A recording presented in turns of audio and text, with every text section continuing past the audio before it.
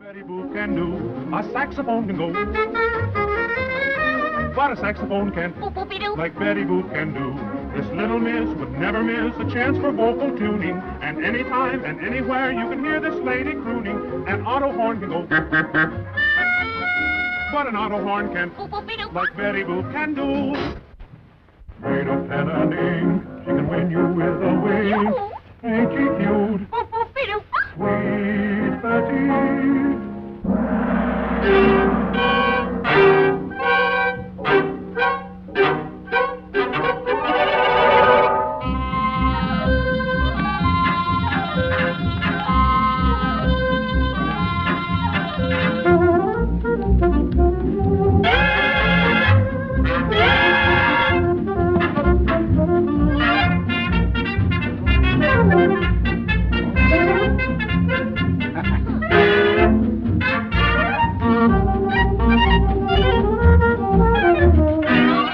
Betty Boop! Send her in!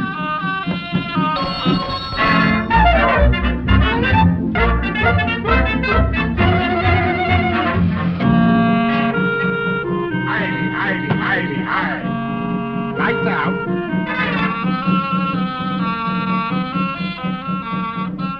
Hold it, hold. Walk this way. Okay.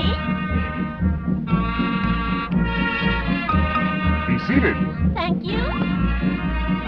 Hocus pocus, bibbidi bibbidi, sibbidi sand. Concentrate. Concentrate. I will now bear the naked truth of your baby days.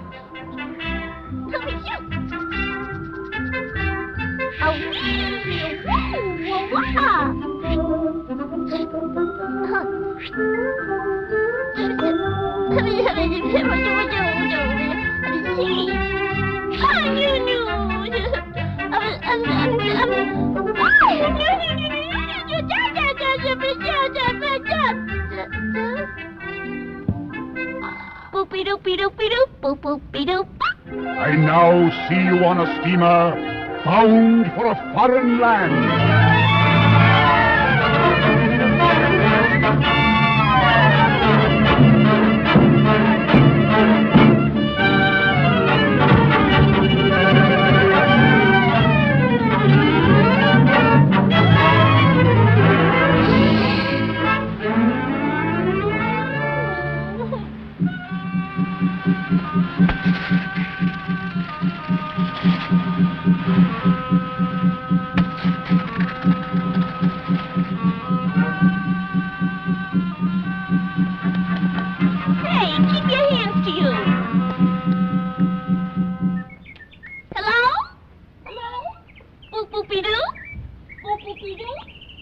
Is there anyone here? No! Oh!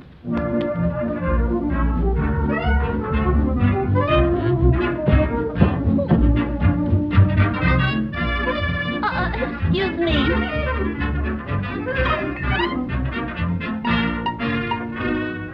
All by myself in the morning. All by myself in the night. I am alone, not a single soul is near. So unhappy. Dear, oh, dear, oh, dear. All by myself.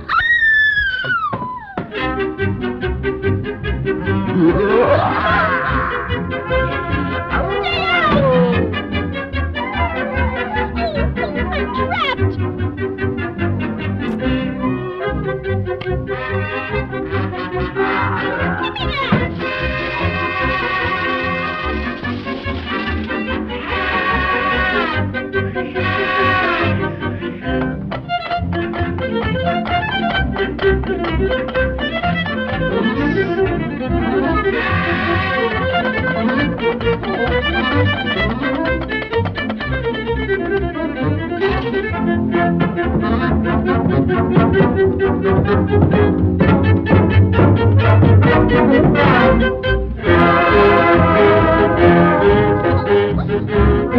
Hurry up, quick.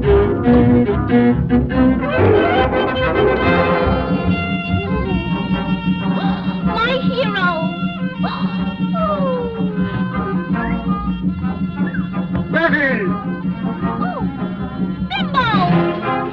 What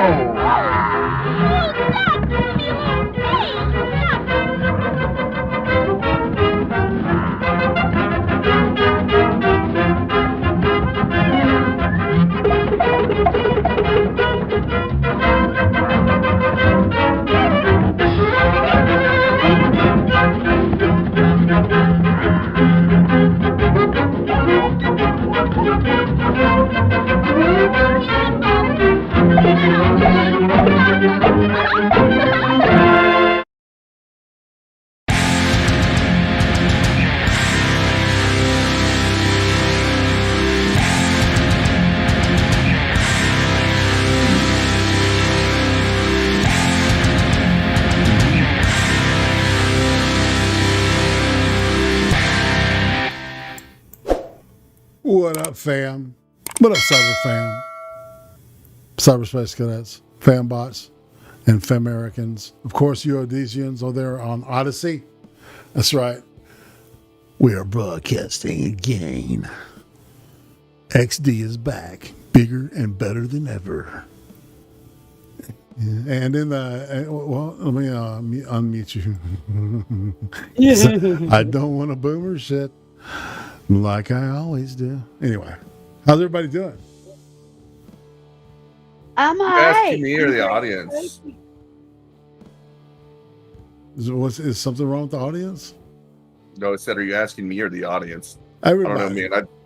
I've been busting my balls. The reason I didn't reply back to you until 7 o'clock is, well, I was working till 7. I was talking to my boss, who I fucking told him this was going to happen to him if he took this director role, because he's still my boss, so he didn't get replaced. And he was already, like, had a heaping pile of work shit to do. And so now, like, if you want to talk to him, like, you got to get a hold of him at, like, 5:30 or 6 o'clock in the evening. And vice versa. He has no time for shit all day. So, and, like, we had a lot to catch up on, because even though my official role is an interim manager, that's what he has me doing. Hey, I wanted to, before we get going, I didn't introduce y'all, did I? Oh, just a thoughtless bastard. Hey, it's Hi, I'm Tim. Excel. Ladies first. Well, hi, everybody. Just call him a lady. Yes. I know. I was kind of taken aback by that. I thought I'd try to have a small voice for a second, but it made my throat hurt, so I'm not going to do that again, okay, yo? There you go. And Accelerate, the one and only. How you doing, brother? Man, like I said, fucking knee deep in piss at work. Dude, I'm having fun in this new space, dude. I've got a shitload of space, and I'm having fun. And I'm discovering. I'm sorry. Go ahead. No, that's fine. Go ahead. What are you I'm discovering. I'm discovering that Oregonians are incredibly impatient no matter where you go. Holy fuck! And they can't pump their own fucking gas. That's what always. Oh got my me. god! You know what? That law. After living here for a few years, I understand why they have that law. Living with these people for this long. Oh my God, I have never seen so many functionally lazy people in my life. Right? They assume there is somebody to do something. They assume there's someone else going to do damn near everything in their lives. Do you know how long road people will sit in a road? It'll take weeks sometimes for them to come clean it up because nobody fucking reports it. They assume somebody else has done it. It's just people are just it's everywhere. It's not just in Portland, and I thought it was Portland. Man, I drove an hour and a half outside of Portland last week, and no, they're just as dumb out there too. I want out of here. I know where all the smart people are. Everywhere I see a Confederate flag, I know there's shit that works, and that's like the only way I know. But it's like, it's kind of true. Like, I'm less scared of what's going to happen if there's people that openly display Confederate flags than I am in places where there's marches for communism every other week. Indeed. So it's like, yeah. go ahead. Well, I was going to say, it's been a hot minute since we've gotten together for this show. Been almost a month, don't you think? Yeah, well, we like 1 week, it's like, we don't have anything to talk about. Another week, you're like, I'm moving. Then there was the week where I'm like, all right, shit, I forgot, but like, I got to head over to my sister's house. I didn't have any of my shit with me. And then, because I was dog sitting, which I have a great story about that too. Like, I have all sorts of fun stuff to talk about that has nothing to do with XD. And then that's good, man. You were in the gulag, which, by the way, I want to let everybody know that we agree with Susan. The vaccines are perfectly safe and everybody should go get one. Right now. And I love the government and mandates. And it's your fault if you get fired from your job because you refuse to comply. That's an ersatz recommendation from me. Yeah. Any other stance goes against YouTube's terms of service, and we would never do that to Susan. So, at least not now, not anymore. Oh Lordy. Well, yeah, we obviously learned our ways, and the fact that they banned irate from streaming for a couple weeks, it completely changed our mind. It's a very effective way of doing that. And the fact that everybody had to miss out on some prostate streams, I'm sure that made it completely change your minds as well. So I just wanted to get that out of the way. The jab is great, and we will never say anything otherwise. Okay, I will do my best to be good, girl. I'm sorry if I don't. Are you really? I try to be good, girl. I'm sorry if I don't. All right, from now on, we're going to call it, we do have a policy against poking. So, right, the poke is bad. Don't get the poke. Pokies. There's no policy against talking about the poke. Can you dance the hokey pokey? Do it. And I don't want to turn That's all we need to do is we just need to come up with like our own language to talk about these things.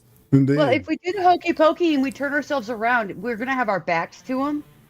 And I don't want that to be what it's all about. I want them to turn around. Here. Okay. Oh my God, I got a story for y'all when Excel is done too. It'll make you crazy. Yeah, so I agreed to I was dog sitting for my sister. She lives kind of out in the boonies, so I just stay over there.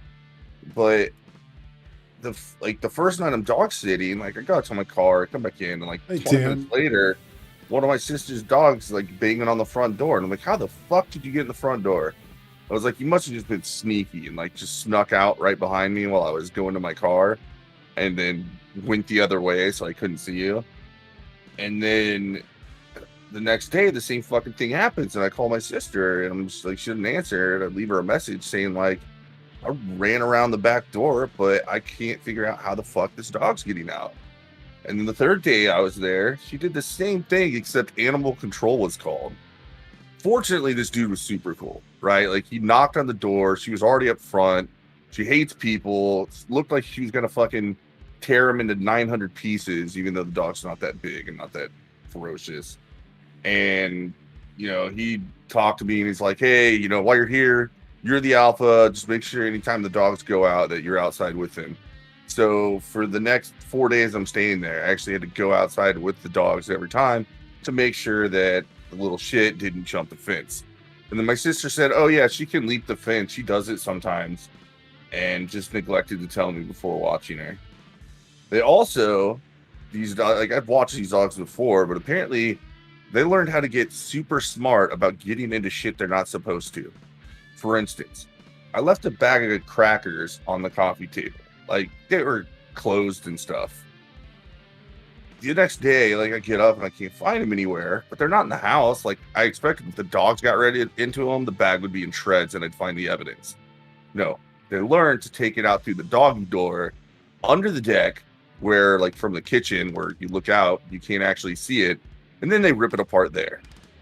They also ended up doing the same thing with a few of my medications, which drew me fucking nuts, because then I was looking at the toxicity of it and like what was going to happen. And fortunately, I came to the conclusion the medications they got into were not an issue. But yeah, the fucks. Like, they actually got into my bag, took the pill bottles outside, broke them up, and apparently more often than not, like, because when you chew these medications, they taste gross. They'll chew it and spit it out 'cause it's gross. All right, so Gunfox has tipped $5 and says, I rate smack BECCA around a bit. Well, Becca's not here, so I'm not going to smack her around, but I'll keep that in mind. Also, Philadelphia man was busted for $50,000 in unpaid toll fees. Loses his license, forced to pay $70,000 in fines, and served 36 months for skipping on court. We live in the friendliest planet in the world. Anyway, Isn't it? Thanks, Gunfox. I appreciate it. I Sorry. have another story that's pretty awesome about a squirrel getting into my house yesterday, but I'm gonna pass the torch to Atema. Well, my story's rather negative. We have a chain of, they're kind of like a Family Dollar, but they're more like rednecky than ghetto, and they're called Bi-Mart. Out here on the West Coast, and I prefer to go shopping in there because it's smaller, so my decrepit, fucked up ass can walk around. So, our governor put the mask mandate back in place, but I can't breathe, so I can't wear a mask. So, I've always gone to the store, and they said it's no problem that I'm not wearing one. But I went in last week, and they stopped me, called the manager. 3 other employees came over. They all started actually raising their voices and yelling at me about how curbside pickup was what I needed. I needed to go sit in my car and tell them what I wanted. And I'm like, what are you talking about? And then the manager comes over and says, oh, no, well, just when you come in, let me know, and I'll walk you through this. I'll walk through the store with you. Oh, that's cool. The manager, it's dumb of the employees. No.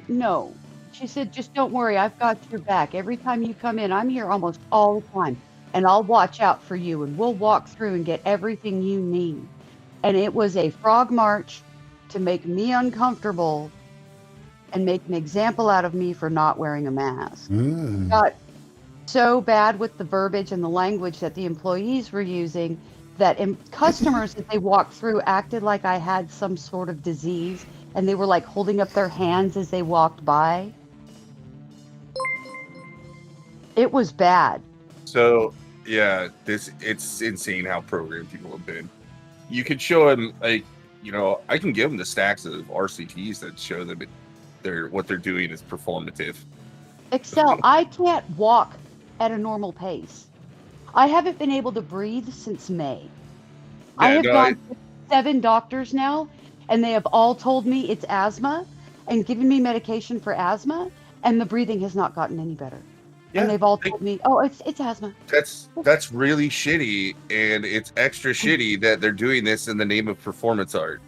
Yeah, it's fucking insane. It's fucking insane. And the bitch that started the entire thing is wearing a fucking American flag fucking mask. And I'm like, just lick the boot. Lick the boot. Oh my God. It just made me fucking crazy. And it was get one of those crappy surgical masks and just put a fucking slit right down the middle. Have your lips completely exposed and be like, I'm wearing a mask. You guys didn't specify. Fuck that. I went and got some of those offensively fake masks from Fake Mask USA. Yeah, do that. And I'm going to do that. They're on their way. Fuck these people.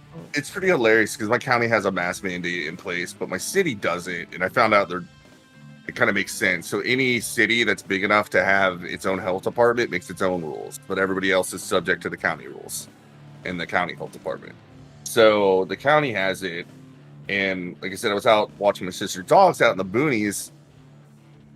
Some people walked in without masks. Nobody gave a shit. People would wear them like on their chin. Nobody gave a shit. Like, I'd be at a store. The person would do that thing where they drag it, you know, so that their nose is sticking out and most of their mouth. And I'm just like, they're mask compliant. They're wearing it. Okay, so the fucked up thing is they won't do this if I have my kids with me. Now, in my defense, I only have one child out of 4 that's shorter than me, and she's 9, and she comes up to my eyeballs, and I'm tiny. I'm like almost 5'7", y'all. So what's even more fucked up is most of these places that are issuing mandates, like a lot of them don't get legally challenged, but like our county actually doesn't have any authority to mandate that a business people wear masks in a business. They have no authority whatsoever. And my doctor, who actually lives just outside the city, he's really again. He thinks it's ridiculous. Like he already has his own protocol for dealing with COVID, done it a billion times, and had any problems in his office, right?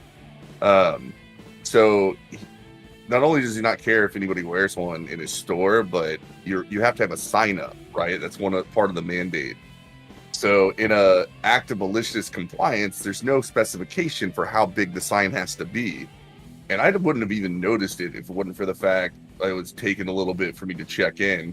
And I turned around and looked at the window to the entry, and there was probably like a 3-inch by 1-inch printout saying that to enter this facility, you must wear a mask taped to the window that nobody could see. I could barely read it, even up close. That's kind of amazingly awesome. Yeah, he's already looked into the law about it, and he has a circuit judge ready to defend him if they actually take him to court for it. So good on him for taking a stand. Makes me happy that I go to this doctor, even though his fees are a little bit higher than a lot of the other ones around here. I did find a doctor that doesn't give 2 shits about a mask. I did. I finally found one that doesn't give 2 shits about a mask, and it's like an actual clinic, so I can send everybody in my family to the same clinic. It should be most of them, to be totally honest. There's one place in the PDX area. We want to remind everybody that to follow the CDC recommendations, the NIH and WHO, wear a mask where mandated or suggested. Wear 12 masks because that's the way to do things. If you're not Right? like willing to go the extra mile and put on a full hazmat suit when you're out in public, then you just want to kill grandma. So It's crazy. Of course I do. It has fuck all to do with the fact that they don't even know what the fuck is wrong with my chest. I just know that there's something wrong with my fucking rib cage because there's no way for me to get my ribs to open up big enough for me to get a fucking breath all the way in anymore. It feels like the right side of my rib cage is pushing down into my fucking hip, and nobody will fucking do anything about it, dude. It's like, I'm like, what the fuck is wrong with you motherfuckers, dude? I'm so fucking done, dude. That's my point, man, Squatch. Just saying.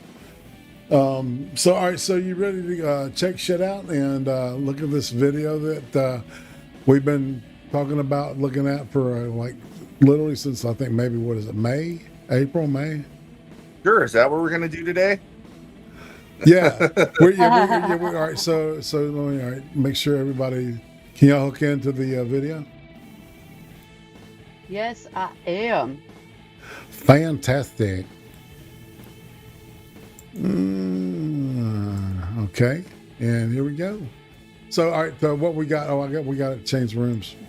See, I'm learning. All right, here we go. Now we're in the room, or the happening room. All right, so this is Brian Jones. This is what's known as the Abolitionist Teaching Project, I believe. Is this the political abolition or is this the educational abolition guy? Cool. Okay. This is not something Deb Philman will accept or tolerate. So there's that. All right. So let's go. What we'll do is we'll roll a little bit, and then somebody say stop, and I'll stop it, and we'll keep going. Right. A few housekeeping items before we begin. We're moderating the live chat, but we cannot guarantee that everyone will observe our community guidelines. People who violate those guidelines will have their comments deleted as quickly as we are able. With so many people joining this call, we may need your patience. If we have any technical issues, if your stream gets choppy, it might help to reduce your image quality. We'll give you instructions on how to do so in the chat. If our YouTube feed is interrupted for any reason, you may need to navigate back to the YouTube Haymarket Books page. The feed should resume there in case of interruption. Special thanks to Maggie Rumfeld, who is live captioning this event. We expect to have some time for Q&A at the end, so please post your questions in the chat window, and we'll get to those later in the program. And now, the program. It's my pleasure to introduce our speakers and start our discussion. Bettina L. Love is an award-winning author and the Athletic Association Endowed Professor at University of Georgia. She's the author of We Want to Do More Than Survive, Abolitionist Teaching and the Pursuit of Educational Freedom. Goldie Mohammed is an Associate Professor of Language and Literacy at Georgia State University. She also serves as the Director of the GSU Urban Literacy Clinic. She is the author of Cultivating Genius, an equity model for culturally and historically responsive literacy. Dina Simmons is an activist, educator, and student of life from the Bronx, New York. She is the Assistant Director of the Yale Center for Emotional Intelligence and an Associate Research Scientist at the Yale Child Studies Center. She's the author of the forthcoming book, White Rules for Black People. Hello, everybody. How are you? What's up, Brian? Hi, Brian. I just want to So point good to out have you that here. This is all they amazing. did This is throw like bunch a dream of come true. I can't believe it's finally ballots happening. and A red alert for this is going to be a bunch of woke bullshit. You think? Oh, say it ain't so. No, this is the reason I picked At this. least they gave us a wonderful warning if you came across this accidentally. Like, oh, this is going to be woke bullshit, and you know to turn it off. Yeah. So Goldie Mohammed, her parents are activists, so she's renamed herself. Yeah. And half of Georgia is involved, evidently. All right. So we're going to keep rolling while the, once again, Discord has died on me. So we're talking about abolitionist teaching. We're talking about big changes, freedom dreaming, all of these things. But I thought maybe the best way to begin would be with a personal story. How you got to be sitting here today having this conversation. Is there a moment when your perspective on schools and education shifted? When you became an abolitionist? When you decided that the changes needed to be deep? Yeah. Technical difficulties. So when I thought about that question, I thought about my schooling experience. And so I grew up in upstate New York. I grew up in Rochester, New York. And I was a high school basketball player. Some would say star, but I was a high school basketball player. What? We don't have a stream. Yeah. Oh, fuck, man. And let it go. Everything dropped. Discord died again. It does this shit. And I think it has to do... All right, so what I'm going to do is I'm just going to minimize our shit, okay? And y'all tell me when to stop it. All right? Okay. Let's see. All right, so I'm going to minimize me.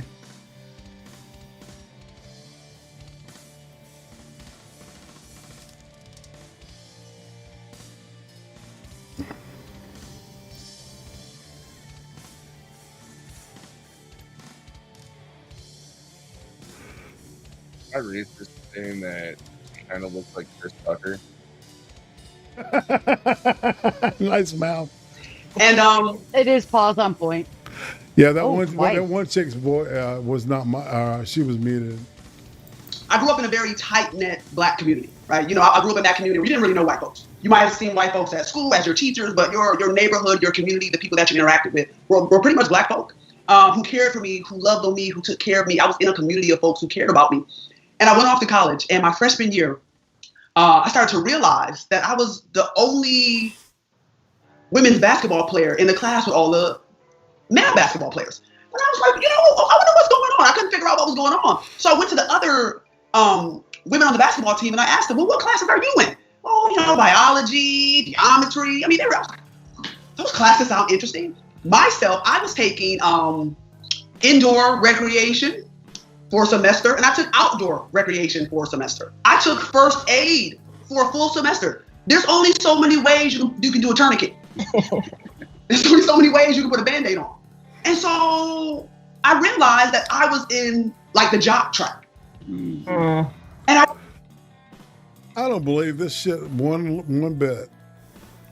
I believe that she had a perfect array of choices to for her classes. Yeah, I missed a lot of what she said, right? If there is some truth to it, is she talking about, they said she grew up in the Bronx, right? So it's the city schools in New York. No, she's talking about college, dude, that she was there. She was on a basketball scholarship, which she didn't say, but she was there. And she was stuck in a room full of other black basketball players like her. And that she took classes like indoor leisure and outdoor leisure and shit. And I'm like, that ain't the way fucking college works. Well, like, it sounds like she was majoring in like exercise physiology or some crap like that. Kinesiology. Whatever. Sports fitness. Like, there's weird degrees that they give to people that are on athletic scholarships. It's not like you're forced to take those if you have the prerequisites to get into other classes. Right. Like, but I'm having such a hard time not making fun of this girl. Okay, you know why they put her in those courses? Because she barely passed high school, y'all. Her entry exams may have had accelerated numbers, but when the matriculation officer gets her paperwork and gets her stats, she's going to put her where she knows she can pass. Well, she's teaching college now. Okay. So yeah, the matriculation officer obviously put her in the classes she could pass, right? You got a degree where making shit up is also it's if you just completely make shit up, you are awarded accolades in the field. And we know this because people literally made shit up and submitted it to journals in these disciplines, and they got accolades for their shit they made up. So like, it's happened. Not a very rigorous discipline of study. Indeed. All right, I just want to keep it rolling. All right, and I'm going to minimize the Discord so it can. Evidently, my machine is having a problem. All right, here we go. I didn't know what to do, so I'm trying to figure this thing out, and so I go to the advising office, and they're like, "Yeah, you're from the inner city. You went to an inner city school. You're an inner city kid. This is your major." And at that moment, I was so pissed off. I'm 19 years old. I've done everything they told me to do to be successful. I've done my best. I've got good grades. I got a basketball scholarship. And here I am without the ability to decide what I want to be in life after everything that I've done to get here. And at that very moment, I didn't know what I wanted to do. I didn't know what I wanted to become. I didn't know I wanted to be a teacher. But what I knew was I was pissed off. And I was pissed off because it wasn't just one person telling me I couldn't be what I wanted to be. It was a structure in place. And nobody. I don't believe a word this bitch is saying, man. Oh, wait a goddamn minute. That didn't make any sense. She just said she didn't know who she wanted to be, and then she was pissed off that the system was stopping her from being who she wanted to be. Right. What? Exactly. Well, like, what is she saying? Like, I wanted to be a biology major, right? Did she go up and tell the person that? It's like, well, hold on. What do I have to do to switch over to being a biology major? They're probably going to look at it. They're probably going to look at her high school transcript and be like, all right, well, you don't have any pre-college courses for this yet. So we would have to put you into, media algebra 1 or whatever, right? Because there's a good chance that in her high school, she didn't have to take that. A life sciences course, right? Something that she might not have had at her high school, not to any degree of rigor. So, I mean, I guarantee if you told the administration what you wanted to do, they do it, and they're just going to be like, your degree path is also going to long outlive your scholarship. Like, you're going to be taking out loans your last few years because you can only play for 4. And this kind of degree path is going to take 6 with your current credentials. That's right, Kira Dam. X to doubt. X to doubt. This is bullshit. That's the worst. The worst is, even if this was true, woke have made it so hard to believe their bullshit stories of victimhood that, like, the default mode is like, they're full of shit. Right. Well, no shit, man. It's like their truth and stuff. It's like, well, what if their truth is bullshit? It's not even just like every time you hear about hate crimes, almost they all the ones that are publicized turn out to be completely fake. Yep. And so now every time I hear about a hate crime, I'm just like, yeah, probably didn't happen. You know, the hate crimes I hear about usually involve black people attacking Asians. Yeah, well, they don't actually talk about those, and they're not considered hate crimes according to the official statistics. That's so weird. Because they're racially motivated. It's just so weird. Indeed. I don't get it. Well, I just thought it was really weird that in one sentence she's saying, I didn't know what I wanted to be, but I was angry that the system wasn't letting me be what I wanted to be. Well, okay. Whose fault is that? So the other thing that struck me as she's saying all this is I'm like, you sound like my 14-year-old when she was 12. Are you that arrested in your development as a human being that at like 19 or 18 or 19, because, you know, beginning of college, you didn't know you had no idea how to pick a major? And I don't know. I'm having a hard time with this. It seems like she's just pissed off and wants everybody to feel bad for her so she can have attention. And the other thing is she's saying she didn't have any of these skills or anything. There is this shit they call orientation slash life skills that has been a mandatory first-year course for even community colleges. Yeah, and she had to have a counselor too. 90s. Yeah, and the mid-motherfucking 90s. So she's lying through her fucking teeth. This entire story is a lie. I worked in a matriculation office, a counseling and matriculation office for a year. I know, she's full of shit. She was just stupid, so they put her in the classes they knew she could pass.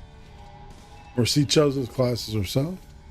Yeah. You know, that's where I'm going, you know, with my X to down on this stuff. All right, let's keep rolling. Would let me around. Nobody would see that I was more than that. Nobody could see that I was more than an athlete. And that for me has just been something that has burned in me, you know, for the last 21 years of how I was treated, even though I was trying to do my best.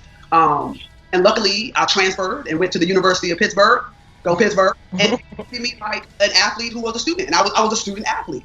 So for me, that was really the turning point in my life, was realizing, oh, this is racism. But I've known racism, but this is systematic racism. This is the denying of me as a person and my dreams and what I want in my life because of where I came from. And never seeing my ability because of where I came from and because of the color of my skin and because of the schools I went to and because of who my parents were and because of my class and all of those things being denied. And so that was a big turning point in my life that really got me into these ideas of justice and equity and what does all that mean. As a 21, 22-year-old person. Well, let me get this right. The system's so racist that well, you know, she was given a scholarship. The system's so racist, she was given a scholarship to attend college, which is, you know, a privilege most kids, no matter who you are, don't get to attend. She wasn't happy because apparently she went to the only college where you don't have to go enroll in courses yourself. They do it for you. And then she was able to transfer to another school where apparently she was able to pick the courses she wanted. And that is evidence of a system that is broken and inequitable and favoring of white people. Got it. Totally understand. Let's go on. Crazy, isn't it? Well, okay. She's so full of fucking contradictions. She keeps claiming it's systemic racism, but all she did was switch schools and she got everything she wanted.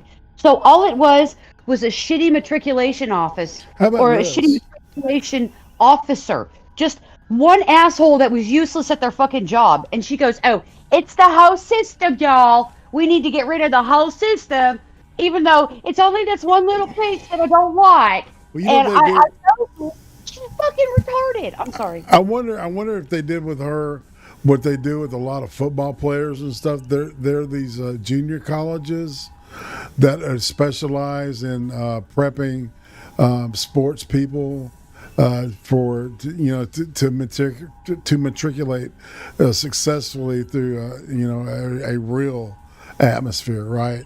And you know, some of them are sketch and some of them aren't. You know. I was thinking that too. I wonder what that college does to like meathead linemen that are on football scholarships. He's a JUCO transfer, man. Gunfox says he wonders how many will queue up before I sees the stream elements. Oh shit! Are they? See, they're not coming across the stream, and it pisses me off. Okay, and Asherella says something just so brilliantly obvious and perfect and so true. There's a ton of trailer park kids with the same academic stats as that woman that didn't have the same opportunity she was given. And that's fucking absolutely true, because if you're white and trying to get into sports, the sports that we have to try to break into as white people, we can't get money to get into the sports, let alone be able to get the scholarships to go to school for those sports. It's like fucking polo and fucking lacrosse and all that kind of stupid shit that they call white people sports. Yeah, those are very Ivy League sports, and you're getting a scholarship for that. Yeah, but Bunky on The Wire, he actually played lacrosse. I'm just saying, he was black.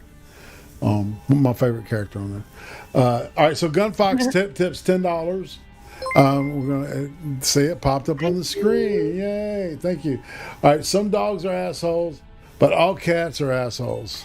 Yes. My one cat brings in copperheads, rattlesnakes she catches, law, masks don't work, respirators with charcoal will.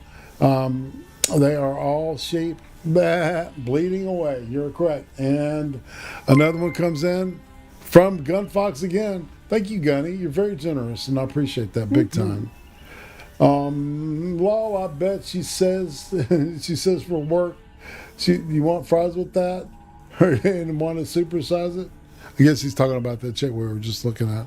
So. Well, the vast majority of these soft science people are very shocked when they go into the real world and discover that not every small company and every group wants to hear how their systems are racist. You're not going to jump out the chute making $100,000 a year unless you're a rich kid. That's just the way shit works. Or unless you're really, really, really good at STEM. NASA might snatch you like that. But maybe. Very rare. BECCA! Hey, BECCA. All right, so we're going to keep rolling this shit. When I think about where I came to and how I came to my abolitionist spirit and me as an educator, at first I feel like I got to rep Gary, Indiana, because we got Rochester in the Bronx on the phone. So it all started in Gary, Indiana. All right, let me just say that. But I remember as a child reading the Quran, and as a Muslim child, reading the Quran and reading a hadith. It was this particular hadith and a hadith is like a story or a tradition in Islam. But there was a particular hadith that said that there are 3 ways to respond to oppression. The first way is to respond with your hand or with your body, like through protests. If you're unable to respond with your hand, to respond with your tongue, to speak out and talk out and write out against the wrongdoing or the oppression. And if you cannot do either, the third response is to feel that it is wrong in your heart. And as a child, that just struck me. It's like whatever I was set out to do, whatever path toward freedom, the freeing of myself, the freeing of others, I knew that there had to be multiple. That really struck me. Like, how can I respond to oppression? How can I not be silent? Because there are some people, now in Islam, the third is the weakest of faith. Because you can't just go in life feeling that it's bad. You got to do something, right? And so I like to let my teaching, my thought process inform, like, don't just feel. I mean, feeling is good, but you have to speak and act against it. And honestly, I am like reinvigorated every time I read and study Blackness. That charges me today as an educator and as a teacher educator to continue on this path toward abolitionist teaching, because I get so excited when I study the models of humanity that our ancestors had laid before us. Blackness is so brilliant, it's so beautiful, and it's like I fall in love with it every day. And so if that doesn't help me with the spirit of abolitionist teaching, I mean, what will? So it's just that every day, like, to what end? Why am I doing this work? And how can I continue moving it forward? Say that she spread the word where it really needs to be spread, and that we sent her out to Afghanistan to proselytize her ways. I'm sure her fellow Islamic people will be very receptive of everything she has to say. She is a Malcolm X Muslim. She's part of the Nation of Islam Muslim. That's why her name is Goldie Muhammad. And the way she's talking, her hadith translations, those are part of that the Nation of Islam. She's an American raised black radical. She's an actual domestic terrorist, y'all.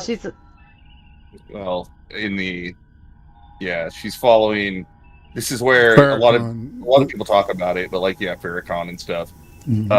There's this weird crossover between the Black Liberation Movement and critical race theory, and it makes sense why like they would bleed into each other, even though it creates even more contradictions.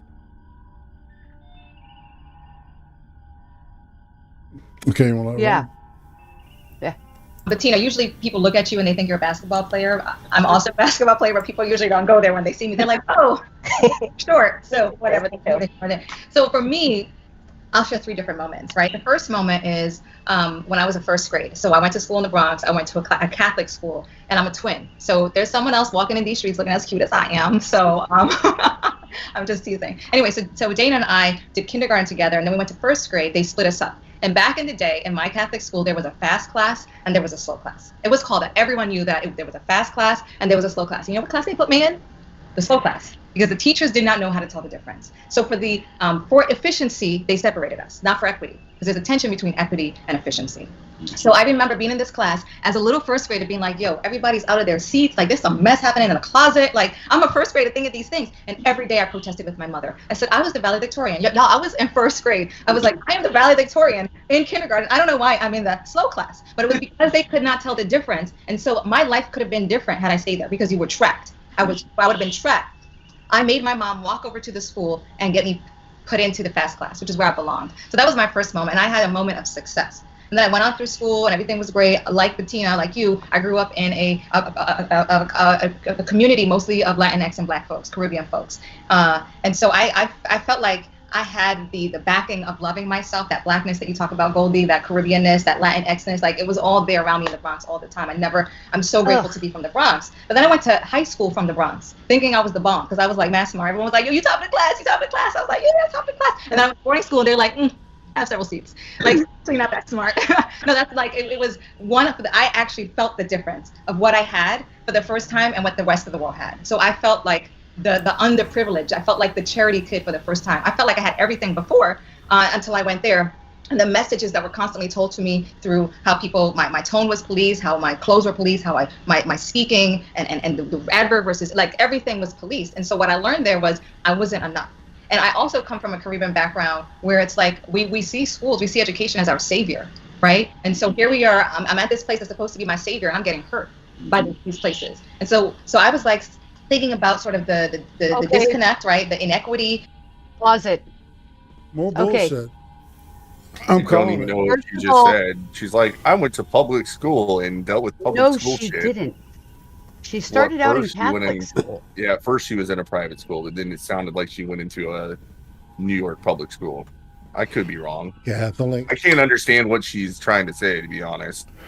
Other than that, she's Caribbean and Latinx, and that means she's a certain way because obviously her identity is super important to her. She is saying it was racist. She is saying it is racist to tell her to use proper grammar. She literally just complained that it was racism to tell her to use proper grammar. That was policing her speech, Excel. I guess. I mean, I don't think that's... Maybe that's what she was saying. I guess you could infer that. I really don't know what she was complaining about. She's complaining that her twin was put into the fast classes and she wasn't, and that meant it was racism. But she was able to say something to her mom. Her mom was able to go talk to the school, and the school said, oh, sorry, our bad, and fixed it. So apparently it's still racism. And then fast forward, and she was very upset because the next school she went to, they told her she had to dress a certain way, she had to speak a certain way. You know, she had to follow the rules that everybody else is fucking following. That's what I said, that's school. I know, I'm getting sick of this Latinx thing too, SSM. It's gross. It's annoying. Yeah, my favorite comment about whenever, like, the Latin Heritage Month thing came out not too long ago, a lot of the comments is like, stop calling this Latinx, I'd rather you just say, call me a spick. Like, I'm just like, that is how most people feel. only 3% of the Latino community uses that word, and only 20%'s even heard of it. So even out of the people that have heard of it, only like 1 in 10 people would actually use that word, right? They're trying to force it, and that tells you that literally none of the Latino women she grew up around, the Latinas, liked her. She got her ass kicked every time she tried to hang out with them. Dollars to donuts. I'm sure. Well, you know. All right, we'll keep rolling. And the way my blackness was not welcome. And so that was another moment for me that made me angry. But then when I went back to the Bronx, so back to full circle, back to the Bronx, back to be a teacher, I realized that 20 plus years ago when I left, nothing changed when I came back. Right? So they wanted me to teach the same way. Like, where were my students supposed to go? So we've already decided who's going to end up being successful. And that's why I ended up being the star child, the token, the poster child, because somehow someone favored me. Someone, I guess you could have this scholarship, but all of that upset me because my students didn't have that. And I tried to be that for my students, but the system that you talk about, Bettina, was set up to fail Black students, brown students, like non-white students in many ways, and students at the margins. And so I had many of those moments, but those are 3 that come to mind starting in first grade. This is like the, You know, we this is a at the very Chamber common we have a- thing. This is a very common thing with these type of people, right? So you got like 3 Black women, basically, right? One of them's Black Caribbean, right? They all get up here and they talk about how everything worked out for us, but the system's broken for everybody else. An incredibly common theme. You've noticed that, have you? Yeah. You noticed that? It's almost like none of these people actually grew up hard. Did you notice that 2 of them are from the Bronx? And they keep acting like the entire system from the Bronx is the entire system for the rest of the fucking world. You know, it might be time for y'all to stop pushing your identity politics and start looking at what you're actually doing in a classroom if you guys are 20 years later experiencing and fucking doing the exact same thing that was the problem when you were there. Are you fucking stupid? I'm so angry at these 2. They are so lacking self-awareness. This Bettina Love and Dina Simmons, these 2 need to have the smart knocked the fuck back into them. I don't know what the fuck this is. Gina Simmons needs to go live in some of those Caribbean countries that she came from to figure out what Caribbean people are actually thinking are like. Most people that immigrate here from the Caribbean that I've ran into, which have been a few, right? I actually had a boss that was They're usually from one really of those fucking countries. conservative. Yeah, she was very conservative. She was also a huge bitch whenever we went out to eat. Like, I don't want to say bitch. She was one of those Very people that picky. complained about everything, Very right? picky. But yeah, she was very conservative in her attitude. I hear you. Yeah. A research fellowship opportunity for undergraduates, many different types of people, but mostly Black. And what's interesting is that these are students who are very successful in school, who are making it through, not only just making it through, they're going on to pursue more school. They're going to get graduate degrees. But if you ask them about their experience in school as people of color, it's almost universally a story of trauma. So let's talk for a little bit. I mean, you've already named some of it, like tracking, for example, but there's other ways that white supremacy shows up in our schools. And I'm grateful to the uprising that's ongoing in our streets. Never let it be said that an uprising solves nothing. That this uprising is forcing people to think about these questions more broadly and more deeply. And no doubt is motivating many of the people who are tuning in right now to think about their own schools and what they can do as teachers, as educators, as parents. So let's name for them, what are some of the ways that white supremacy is showing up in our schools in the 21st century? Tone policing. Can we also just say that the way it shows up is not only it's not only about students, it's also about the faculty. Like if you talk to faculty of color, they can give you a list of, and staff of color, of the many ways that white supremacy has harmed them. The tone policing, we want you to do the equity work and the diversity work, but make sure we're comfortable. So there's all of these different ways where you get tokenized, right? So like, hey, could we use you, right? So now you're the poster child, and how much danger it is to be lifted up when you're needed, right? You feel sort of objectified. There's just so many ways that these institutions harm us. And then they're like, get up. I gave you a gift. What do you mean you're not grateful? I mean, I liked you when I gave you a scholarship, right? So they hold, it's sort of like, what? I'm in charge of you, right? What hasn't changed is the mentality of slavery. right? We see it show up in how we are expected to be superheroes and heroines, super people. And when we take one day off, it's like we're lazy, right? These are different like this. So then it's the narrative of the single narrative of blackness. Oh, you're lazy, you're loud, you're angry. So all of these ways are ways that white supremacy show up, and it's insidious. There are ways that it shows up in it more blatantly, but it's the insidious ways where you kind of have and experience multiple deaths daily just by showing up authentically as your black self. You know, and it's crazy that the emotional labor that black folks, especially in white spaces, got to engage in, just to ask yourself, am I safe to be black here, right? And then I got to put on this show and I got to perform. That kills me, because the holding it in is work, is laborious, it's killing us. And so, I mean, those are just some things that come up for me right now. And I say this too, I just last week I experienced a hate crime. So just being here is labor for me. Oh, okay. So what is tone policing? Is this, shh, you're too loud? Or is it, oh, those are not the right words? What the fuck does this even mean? The fuck is she talking about? Be authentically black. What the fuck happens if I show up being authentically white? What does that mean, right? I mean, that's the question to ask. Authentically black. What does that fucking mean? Okay. I know, safe to be black. I was wondering on that one. That was going to be my next question, Carl. So authentically black it's a self-contained word, which means that she adheres to all the social justice ideas of blackness, right? That's what authentically black means, right? That's why so the worst traits, not authentically black, right? So gangster rap. The tone policing, now that's horse. Like, where in this fucking world do you have tone policing for people that are into this ideology? There's none. They get away with whatever they want. Experienced a hate crime? Like, did somebody say something mean to you and you just assumed it was racist and then therefore a hate crime? Like, you're right there. It looked fine. And it couldn't be that she's just a really fucking unpleasant person in real life. Well, so I know that she's a terrible person in real life because all she did is throw, like, I'm gonna have to we don't have time to go through it all, right? All I can do is put this link in the chat and look up some of the words that she said. Like, they're all these self-contained words that are designed to prove each other true.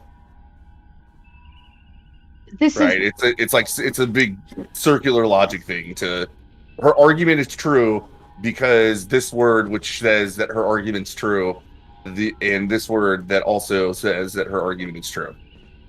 I'm so fucking confused by this bitch. I'm still trying to figure out what the hell they're convincing people to do. Because it seems like it's just like them whining about everybody not ass-patting them every moment of every day for every second of their lives. Well, guess what? Nobody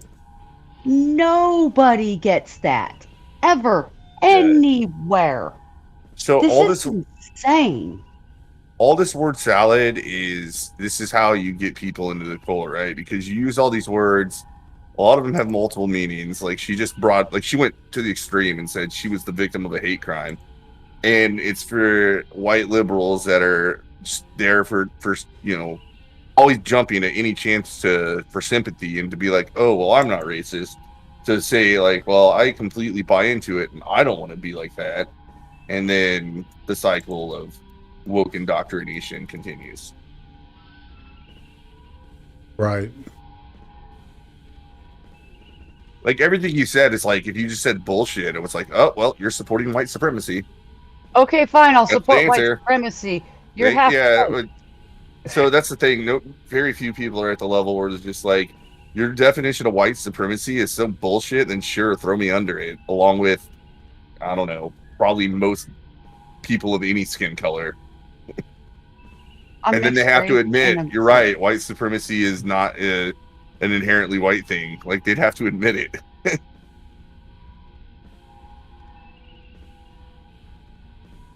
I don't know. I think, man. Yeah, I think I was reading a comment. I think these people were, and I don't mean these people as as a disparaging comment.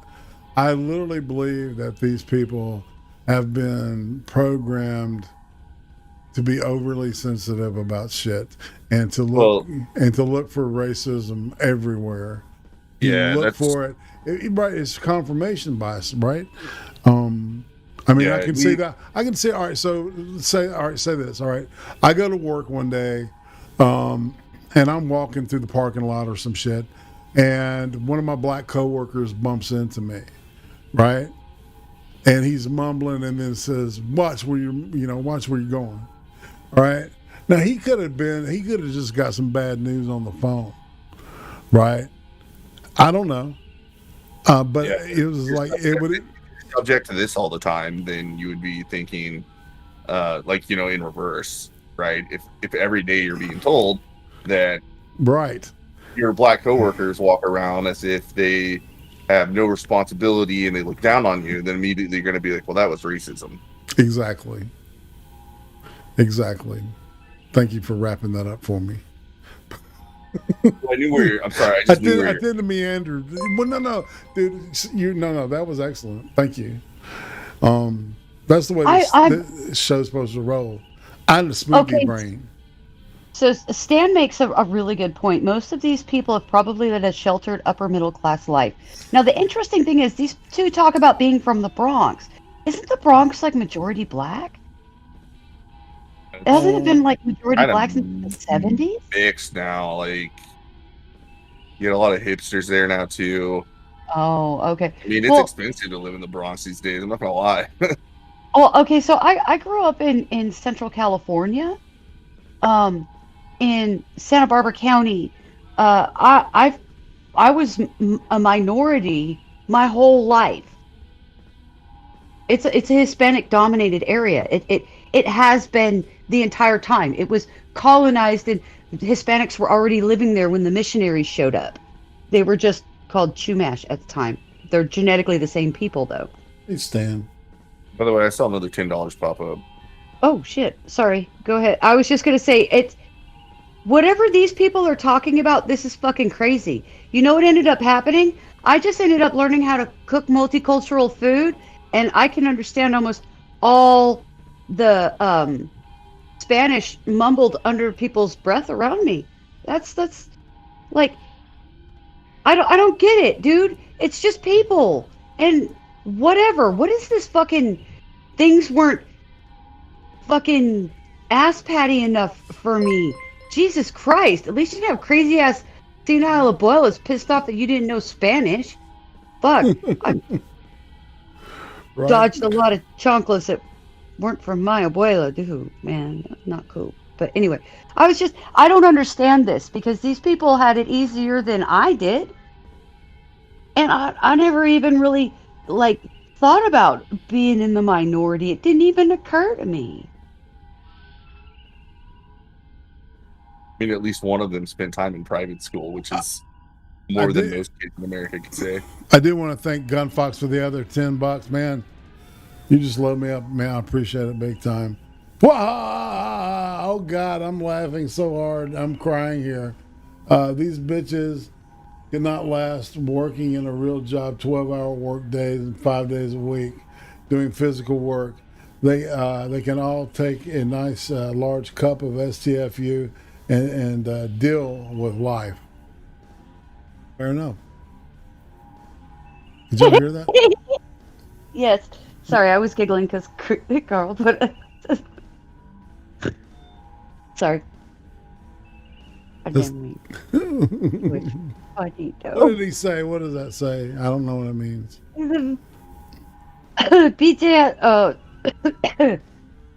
let me choke on air real quick before I say anything. He basically just called them a bunch of fucking pussies. Got you.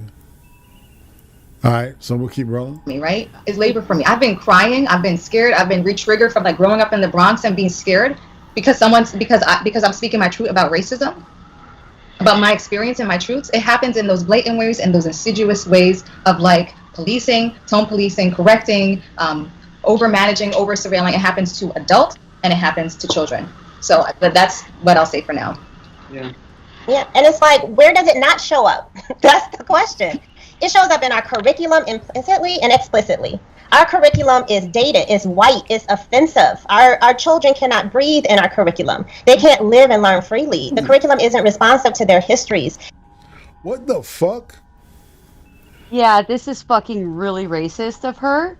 Really fucking racist of her. Is she saying her kids are stupid? Yeah, if it's such white supremacy, how come all those Hispanic kids did better in school than most of us white kids in California? Well, and to be fair, y'all, it was like back in the day, it was like kind of cool to be dumb for some dumbass reason. You know, when I was in high school, I never understood that shit. I never understood. I guess it was, the cool kids, somebody had a learning disability, whatever, man. It doesn't fucking matter. I do need a new computer from Gunfox. Thank you. I appreciate that acknowledgement. Yeah, because you can hear this one like humming. That's why I play the nice background music. Anyway, I'll shut up. But Right.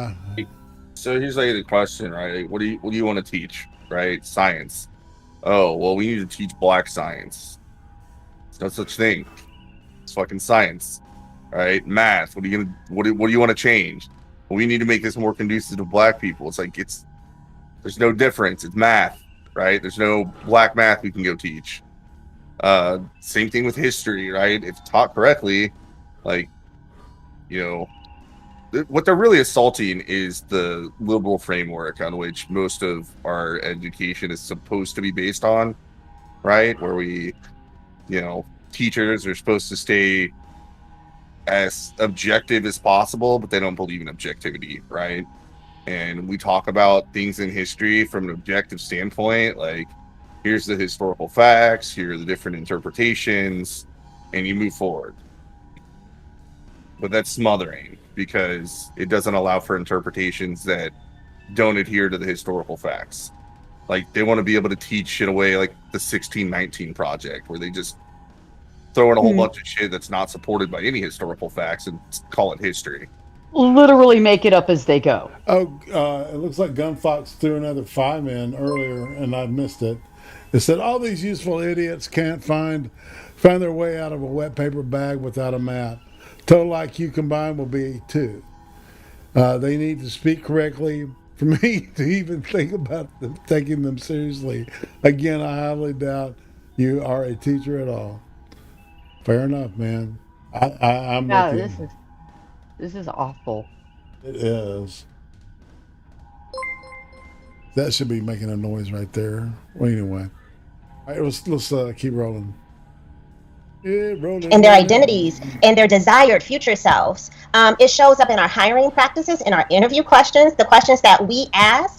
I am so tired of hearing the questions like, why do you want to be a teacher here? Give me 3 challenges you have as a teacher. I want us to ask more direct, more explicit, more Black-oriented questions to teach Black students, right? How does anti-racism show up in your math curriculum? How will you teach grounded in Black excellence? Because you're teaching 90% of Black students.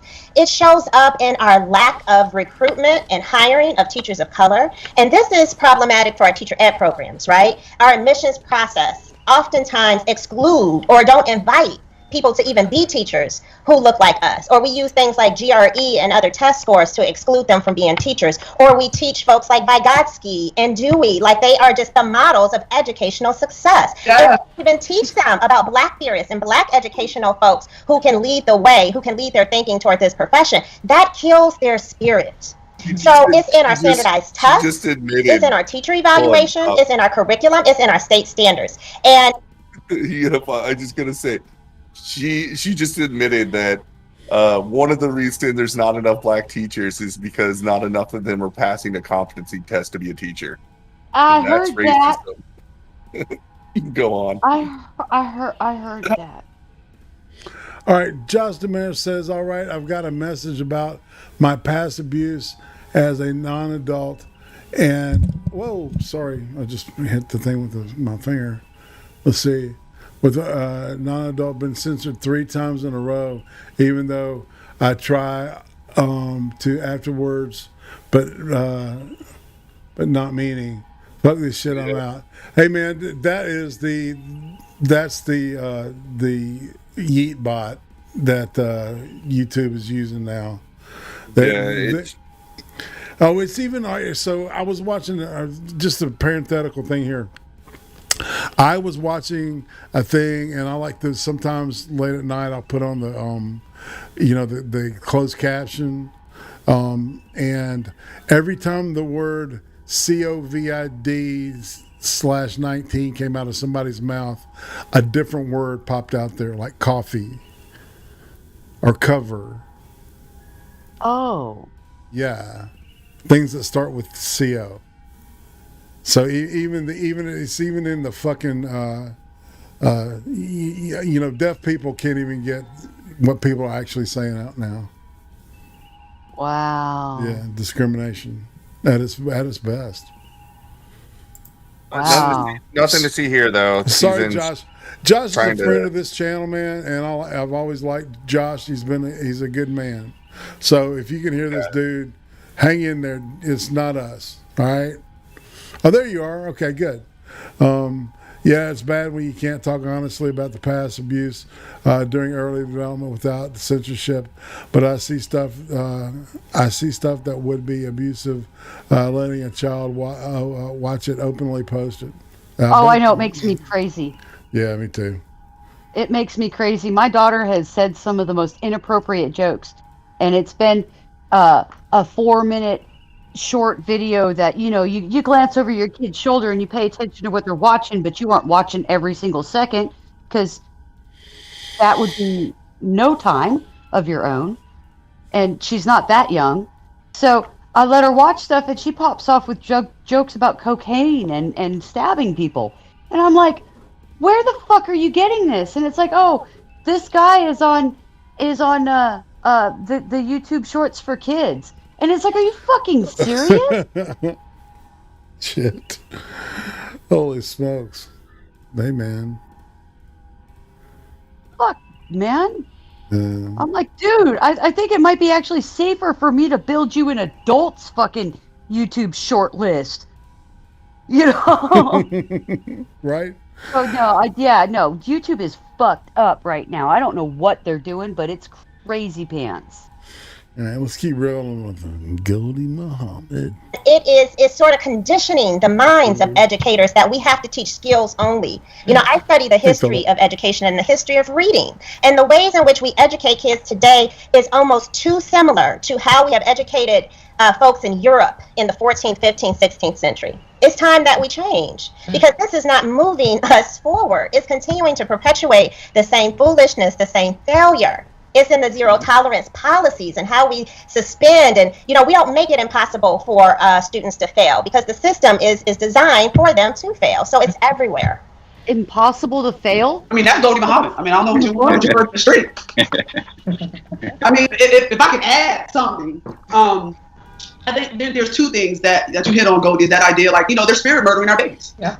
Right. Every day you walk into the classroom with all of these things that OD and D have talked about, and it's on you. That murders your spirit daily. And then the other thing that I would say is that it's something that I've heard social justice lawyer, social movement lawyer Derek Parnell say, this idea of managing inequality.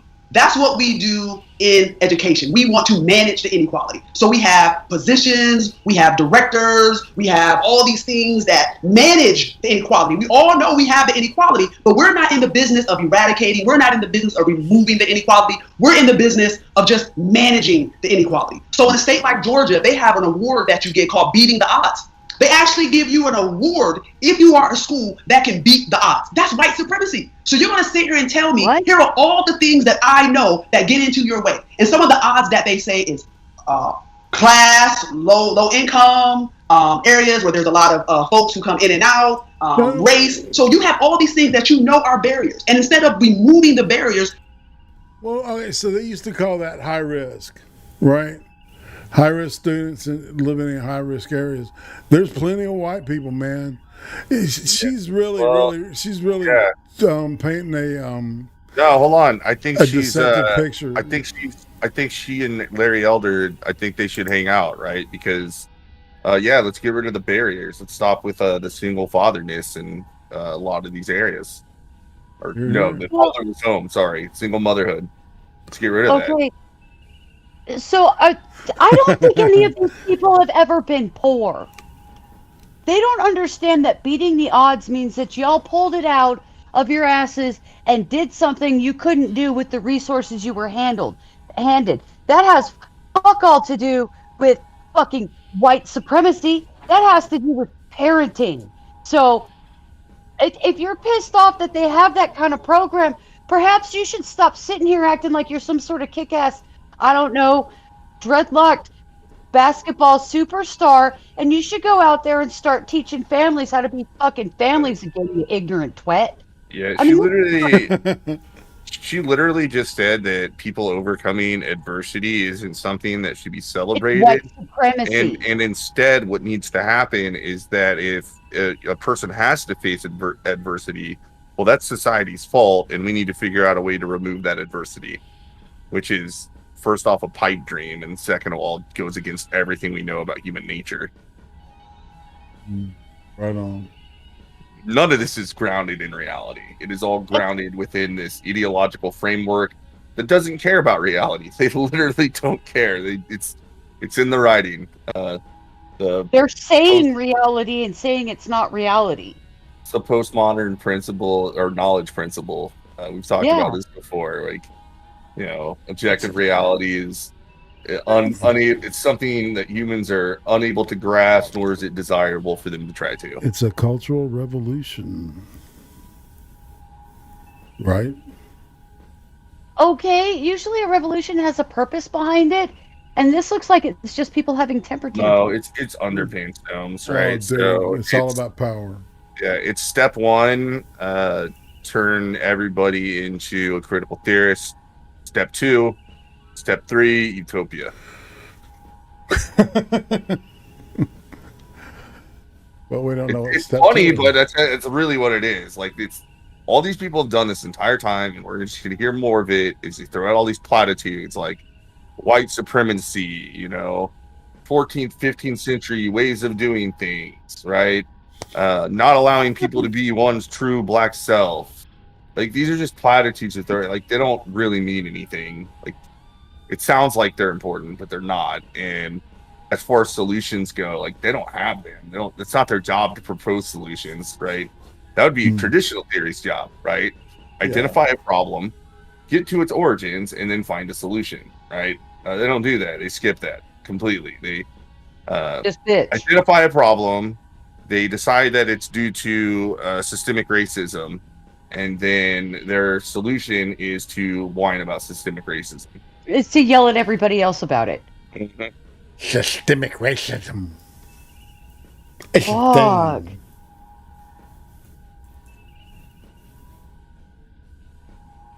I don't. Fuck this woman. Oh God, she makes me mad. You rather measure me against the barriers. And so what we're concerned about doing in education is truly managing inequality. We don't want to eradicate, we don't want to remove it, we want to manage it. And then they want to give us positions to manage the inequality. So they want to make black folks, we want you to be the director of equity and inclusion. Okay, the director of managing white folks hurting black children. Now, I'm not saying that those positions are not necessary. I'm not saying those positions are useless, but what I'm saying is that is how white supremacy shows up. Because it's the idea that, well, we gave you a director of equity. What more do y'all want? Everybody should be good now because we're managing the inequality. You cleaning up somebody else's mess. That's what your job is, to clean up a mess that is not even yours. What she's saying is not only like, so when we try to implement solutions, which it's good that we try. We totally need to give people these jobs to manage white supremacy, but that itself is white supremacy. Like, literally everything. There's no way out of it. You can't get out of the white supremacy. And who's the creepy pedo bald guy in the corner that looks like he's enjoying all this, like he's masturbating the whole time? He's like, look at how good of a white person I am. I had 3 black women on. He's not white. Me how he doesn't call himself. He doesn't identify as white. Are you allowed to do that? I thought that was racist if you were a white person and decided to say that you weren't actually white. Well, I've heard that people that are product of mixed marriages or mixed sexual coupling or whatever, to deny the oppressor side of themselves and to embrace their black side. Yeah, but they still have to understand that because they can present or pass for white, that the privilege that they have for doing so. It's all nuts. It's so complex. Right? You keep rolling? Yeah. When do we want to stop? Just a question. I mean, I actually have work to do still. I mean, another 45 minutes. All right. We can do it. Let's do it. That's why so many black folks are like, no, I'm good. This moment right here, this reckoning, that's on you. Yeah. Yeah. Dina, you've warned that people are going to take this too lightly, like checking a box, having a workshop, reading one book, and especially in your field of social emotional learning, that people are going to say, oh, well, we do social emotional learning, so that covers it. We're good. You've called that white supremacy with a hug. What do you mean by that? So first of all, thank you for saying that.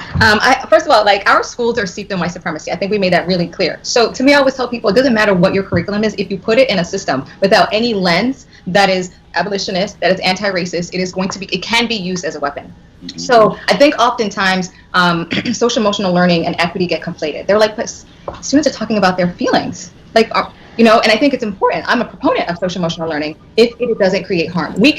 This is what fetal alcohol syndrome also looks like, by the way, people. Can use anything in education to create harm. And let me tell you, good intentions don't equal good. I'm not disrespecting her as a person, okay? I'm just saying she's got the features, okay? Outcomes, right? People are like, but I meant well. Like, when I told you that you were articulate, like, I really just was meaning well. And like, your hair, and like, when I touched it, I thought it was like exotic. And I'm just like, y'all, that's a great intention, but you are harming me because what you've done is you dehumanized me.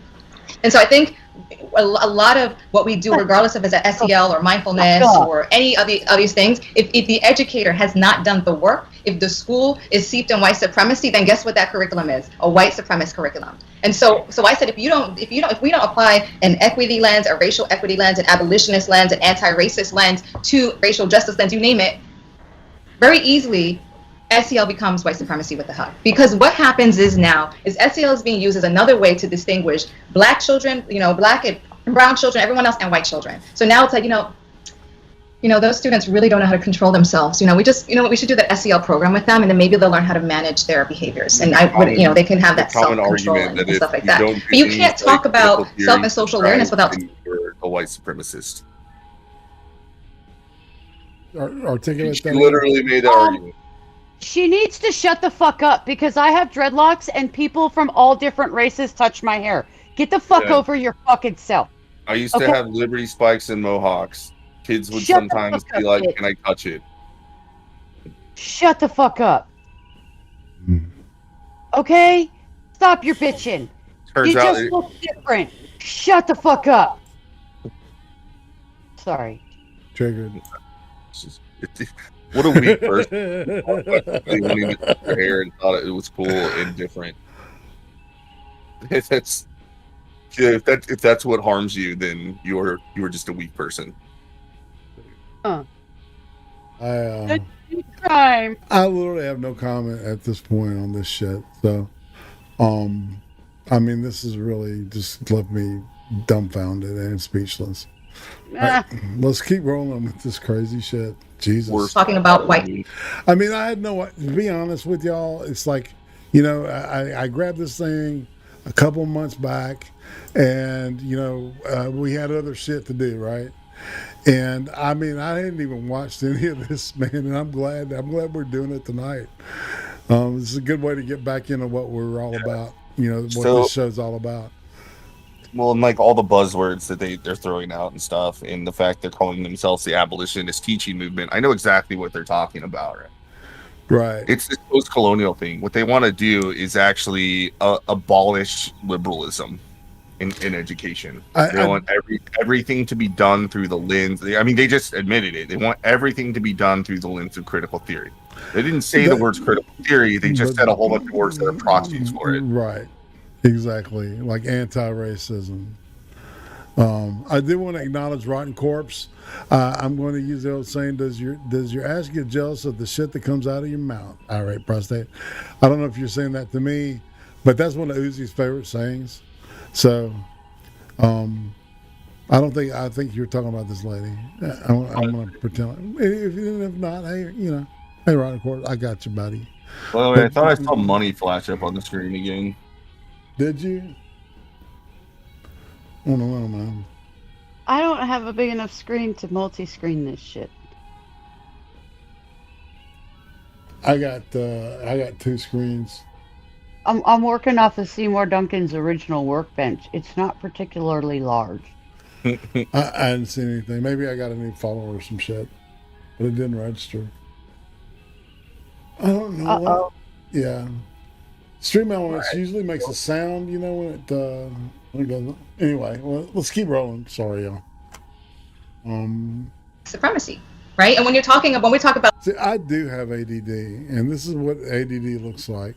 The narrative of social emotional learning, and we're thinking about how to apply that in more privileged schools and more white schools, what you get is our students need this for college and career readiness. So these two narratives of why SEL is important is, again, how are we using a tool to further disenfranchise the already disenfranchised? So again, anything that you do without applying an abolition lens, an anti-racist lens, a racial justice lens, all of that stuff can be used as a weapon, and it can be used as a weapon of white supremacy. So don't come in here with that Trojan horse SEL talking about, but it's here for the kids, without doing that work. We need anti-racist healing. And I just wrote a piece that if you can't be trauma informed if you're not talking about racism. A lot of us, like me, I walk in with my racial trauma. I walk in when folks, have said something about the way I spoke or the way I pronounce things, but then you want to give me a hug without a... What? She's like a candy ass. What? I don't understand the racial I trauma. walk into a room and I expect everybody to make me feel better. Yeah, this is coming from somebody who just admitted that somebody touching her hair and saying it was exotic harmed her. So I'm supposed to take her racial trauma seriously. Right. Jesus Christ, have some more Xanax, bitch. It's working.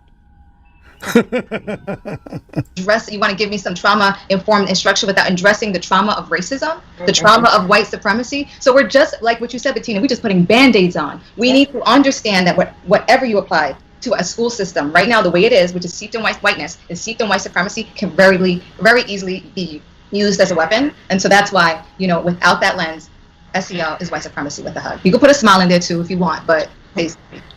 So what's the black education system? Well, I think that brings us to the question of abolition. And this word is out there in a new way, and more people are thinking, it seems like, and talking about it, but mostly in respect to the police or to prisons or to the carceral state. Abolition of police or abolition of prisons. But what does it mean for school? Are we talking about abolishing school? Yeah. That's exactly what we're talking about. See, this is why I wanted this conversation. And when you say the word, abolitionist or abolish, people get a knee-jerk reaction and they get all up in their feelings, and I understand that. No, but if we want to understand, it's not a radical thing to want to be seen as fully human. It's not a radical thing to want to say this. The way y'all set this up isn't fair. The way you set it up, some people get to play, some people don't get to play. The way you set it up, not only do we not get to play, there are now structures and institutions and conditions that make sure that I can't play and my children's children can't play. Mm-hmm. So what we're asking for is to start over. And that shouldn't be something so radical. But what makes abolition radical is because now you're saying, oh yeah, and we want to take away your toys too. So yeah, we want a playing field that says the things that you have, the privileges that you have, you no longer have those privileges because you didn't earn them. And since you didn't earn them, you need to go ahead and give them up. And so when we think about abolition, yes, it is a big ask, it is a big push, but it is a push for everybody's humanity. It is not just a push for Black and brown folks' humanity, it is a push for everybody's humanity. And so when we think about education and its link to abolition, it has so much to do with the ideas that folks like Angela Davis have given us. Folks like Ruth Wilson Gilmore has given us, David Stahlbo, Erica Miner, those folks who have done that particular type of work. And what they have said. Angela Davis, who is currently living in Cuba to avoid prosecution for a policeman and a judge, I believe, that was murdered that she murdered, right? That she's wanted, yeah. So, hero of the people. Oh, let me not forget Charlene Carruthers out of Chicago. And what they have said is that we not only want to abolish these buildings, that's not what we're trying to do. We're trying to abolish the conditions that create those buildings. We're trying to eradicate the conditions that make it possible to treat children like this in schools, that make it possible to suspend and to lock our babies up, the conditions that make it possible to standardize tests to a point where I don't even know what grade I'm in anymore, the conditions that make it possible that we're not hiring Black and brown teachers. And so we're not just trying to say we want new school buildings, and we're also not trying to say, hey, throw money at this and then we're going to keep the same old. So abolitionist teaching is so much about eradicating and not trying to reform, not trying to reimagine. I tell people all the time, would you want to reimagine slavery? I don't want to reimagine slavery. You can dead it. I don't want to reimagine nothing. And so we got to get out this idea. And so what abolition is trying to say is that we know that we're having this moment of saying the words abolition, and it's becoming popularized because of what the work has been done by so many civil rights icons and leaders and everyday people that put their lives and their hearts on the line. One thing that's super important to point out is that this entire time, not once have they spoke about the abilities and competencies of students after they get done with education. It has not even came up. In fact, all they've done is rail on things that would even bother to measure that. Just let that sink in. Okay, so they're complaining about tracking. Tracking is the fancy word for your grades and putting you in courses that you can pass, that are at the right level for you to learn from. So how do you teach people if you have no measurements to know what they don't know? Because it seems like they're really upset that there's any measurements. And the other thing is slavery's already been reimagined. We reimagined it and decided that it shouldn't exist. Like, no, it's a valid way of doing things. I don't get this. I guess there's other ways it could be reimagined, but no, slavery has literally been reimagined. These people have created a slavery that never happened. That's what the 1619 Project is. That's true. That's true. They have reimagined slavery in such a way where what they're talking about is very different from how it actually worked. I've said it like a billion times. Like, it's really easy for these people to get out here these are actually very privileged people, right? Very few people are lucky enough to be in their position. I'm sure they make pretty decent careers in education, and I think I'm going to say their jobs probably aren't that difficult. They're well protected because of what their field is, and they're sitting here and acting like what happened 200 years ago, like these are just a moral backwards people, and we're still suffering under it. When, like, for most of human history, like, everybody knew it sucked to be a slave, but nobody questioned whether or not somebody could be one. Yeah. It's like, hey, look at me. Like, you know, how hard is it today to be like, I'm against slavery? Like, that's not a brave statement. It's for some reason people decide that they're going to throw it out there like she just did about the reimagining slavery. Like, anybody is for slavery these days.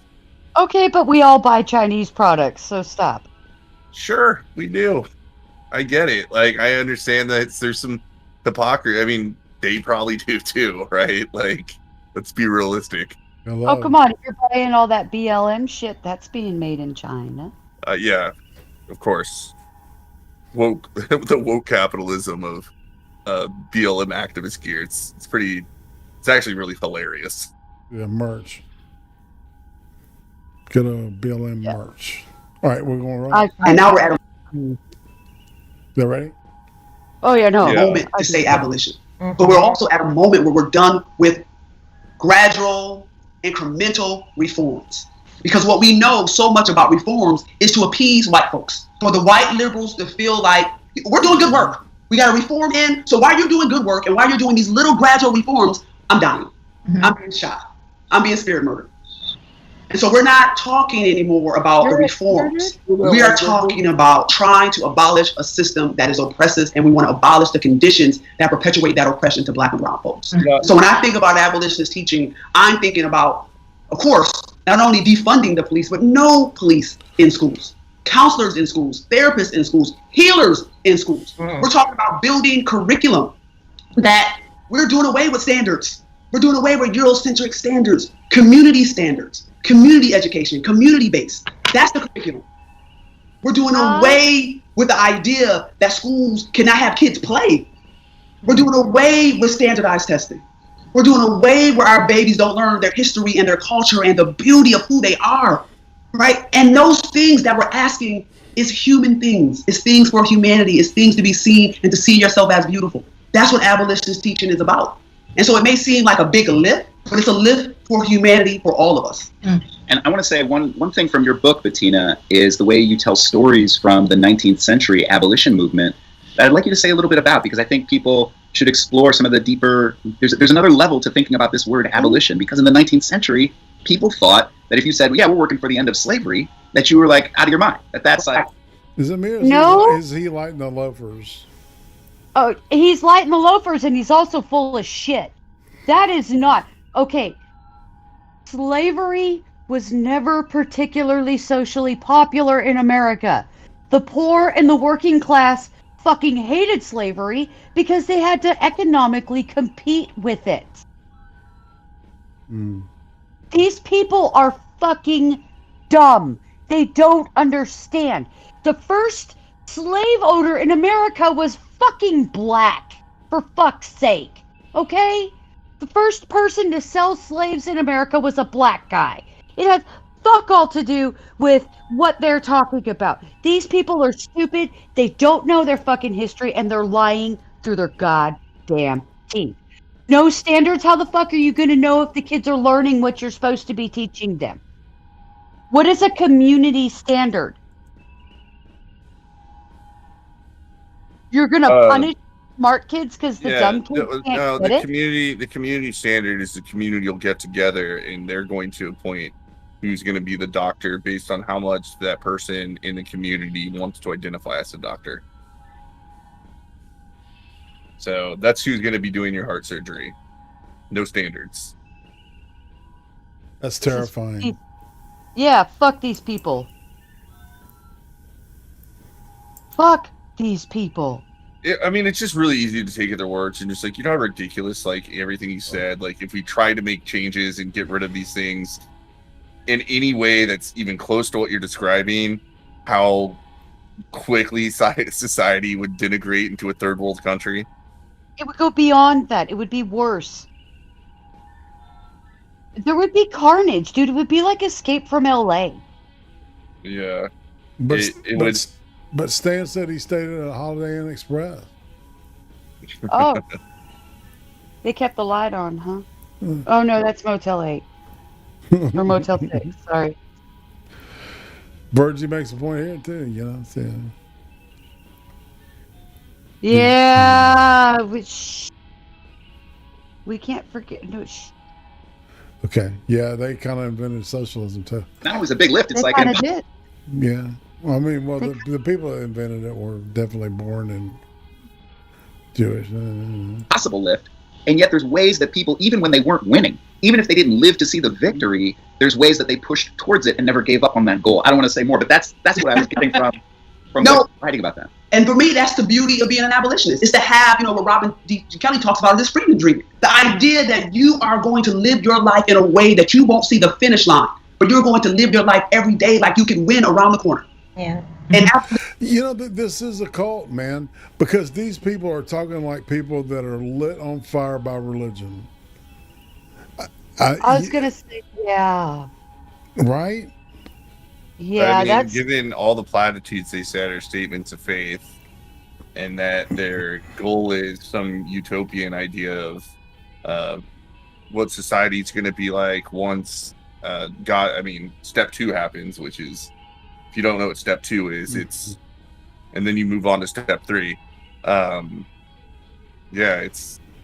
It is very religious. Okay. How many of these people are from non-major cities? None. Yeah. They've all talked about being from the Bronx or from... I mean, there's probably a lot of black farmers out there that disagree with them, but they're not authentically black, so it doesn't matter. Well, no, my point is, these people are so out of fucking touch. Right. Because they live in a place where it's easy for them to stay out of touch. The internet is a place where you can get all the bias confirmation you want. Like, more than you can handle. You know what I mean? Mm-hmm. Yeah, they're And all people in in cities- the only place worse than the internet is academia, where they sit in rooms with each other and smell their own farts. Well, I was going to say, people that live in cities, they don't interact with each other in the city. They interact with people on their phones. For the most part. Right. So, they don't... Everything is very Especially nuclear now. for them.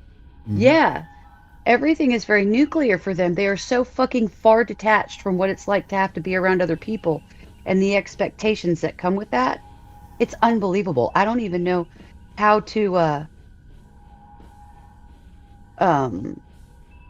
what's the word I'm looking for? They don't know how to do basic shit. What's the term when you can't do things like change a light bulb or your tire or I Learned just had a break. helplessness? What? Learned Self-sufficient. helplessness? Okay, So it's learned helplessness is but it's self-sufficiency. They have no concept of what that is. Hmm. And I agree, Ryan, you should be wary in general of anybody who talks about utopia of any sort, ever. And these people are out of their fucking minds talking about abolitionists. Do they not understand that the original abolitionist movement was sending black folks back to Africa? Okay. That's another too. Okay. Yeah, that's like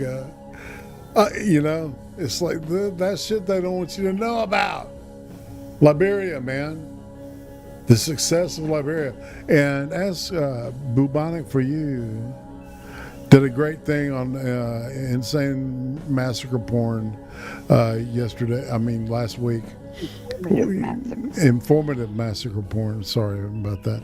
About Liberia, which was a country literally set aside for freed slaves that the U.S. set up for them. Anyway. They put it up in 5 years or some shit. It was amazing. It's a shithole. According to me. But that's just my take on it.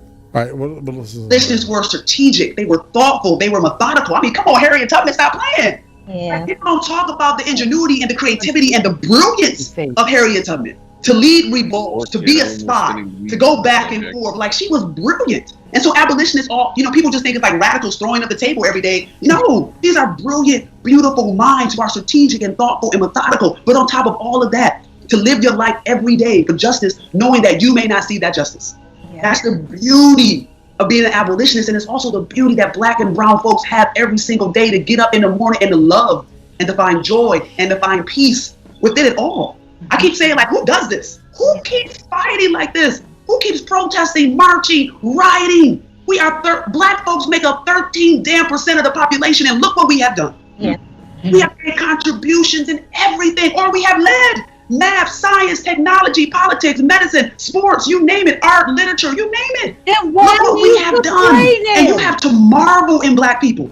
To be, we talk about anti-racist. That's a great point. What are you complaining about? It sounds to me like you're doing really fucking good. What's your fucking problem? You know what I'm saying? 13% of the population, and yet you get to excel in almost every fucking category America has. So what's your fucking problem? What's the problem? What more does a child need? Oh, wait. A child needs to learn that there's a fucking limit and that there is a boundary, and you don't get everything you want. You get everything you earn. And somebody didn't teach this dumb horse-faced redhead that you need to earn it. You don't just get to have a temper tantrum. Trippy Cast accurately says Bettina here looks a lot like that chick from Mad TV. He is not wrong, dude. Oh, dude. Dude, I know exactly. I don't remember the chick's name. All right, let's go. From an abolitionist teaching, the one thing that you have to say is that, my God, look at these people. Mm-hmm. And if you don't see that in our little black babies, then you can't be an abolitionist. Mm-hmm. You can't open your mouth and say Black Lives Matter, then you can't be an abolitionist. And that was one of the big reasons I wanted to write something like abolitionist teaching. I wanted to say, you can't vote against my interests and then come here talking about you culturally relevant. No, that ain't gonna work. Right. That's not gonna work. You got to be down with this. Abolitionist teaching is a way of life. It's not what you do in the classroom. It's what who you are. Your very being has to be changed. And so we're not just talking about you come in the classroom. You got your Rashid had 2 apples. Keisha had 3 apples. How many apples did they have? That's not what we're talking about. We're talking about that you understand, believe the history and the knowledge and the ingenuity and the creativity and the beauty of black people deep in your soul. And you don't got to be black to understand that. Yeah, because we've always wanted for other people what we wanted for ourselves. Hold on. And a lot of people can't pause for a second, Irate. You have to worship black people? Is that what I'm getting? Is that what she just said? You have to see the beauty and of a black soul? So we have to worship black people. Is that what they want? Because it's a ridiculous way of thinking anyway. Like, the idea of seeing the beauty in people, sure, like I get that. But I judge people as an individual, which is apparently a racist statement. Like I said, if I sit here and I think that somebody like Coleman Hughes, who's been doing an awesome podcast, if I give praise to him, well, he's not authentically black, so I'm not actually, giving any appreciation to a black person. That's the ridiculousness of all this. And also, she's talking about like people need to understand what this abolitionist thing is, all right, and really take it in. She's referring to the original abolitionists like Harriet Tubman. Does she realize that movement was completely founded and based in Enlightenment liberalism?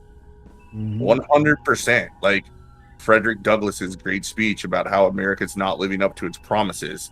Those promises were the ideas of liberty and, inalienable rights based on natural law, which is the core of Enlightenment liberalism. And that's something that she's trying to abolish now, even though it literally created the original abolitionist movement. It literally created the path that made her family well off when she was a child. You know what I'm saying?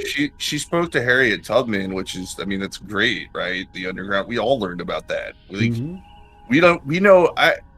How many kids are going to know who Harriet Tubman is? Almost all of them.